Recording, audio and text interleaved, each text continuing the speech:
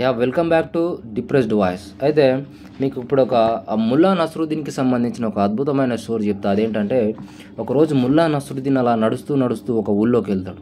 So అక్కడే ఒక నలుగురు పిల్లలు రోడ్డు మీద ఆడుకుంటూ కనిపిస్తారు.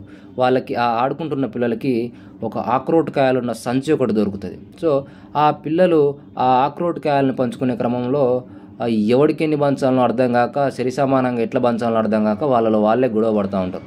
అప్పుడు అటువైపుగా వెళ్తున్న మన ముల్లా నస్రుద్దీన్ దగ్గరికి వెళ్ళి, తాత మాకు ఈ ఆక్రోట్ కాయలు మా నలుగురికి సరి సమానంగా పంచుతాం అంటే, పంచుతలే బిడ్డ అదేంత పని అని ఆ నలుగురిని తీసుకొచ్చి ముందు కూర్చోబెట్టుకొని ఆ సంచి ఆక్రోట్ కాయల సంచి చేత పట్టుకొని ఒక విషయం అడుగుతాడు.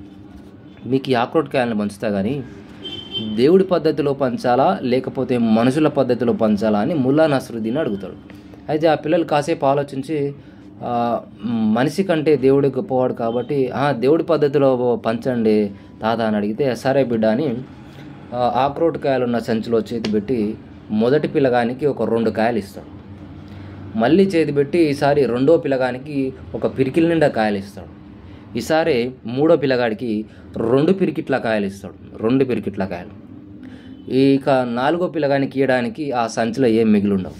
సో అప్పుడు ఆ 4గో పిల్లగాడికి కోపం వచ్చి, ఏంది తాత నలుగురికి పంచమని చెప్తే నువ్వు వానికేమో ఎక్కువ ఇచ్చినావు, వానికేమో తక్కువ ఇచ్చినావు, నాకు అసలుకే వేయలేదు అని అడిగితే, మరి నేను ముందే అడిగినా కదా మీకు దేవుడి పద్ధతిలో పంచాలనా లేకపోతే మనుషుల పద్ధతిలో పంచాలనా అని అడిగితే మీరేమన్నారంటే, దేవుడి పద్ధతిలోనే పంచమను అని చెప్తారు ఆ పిల్లలు.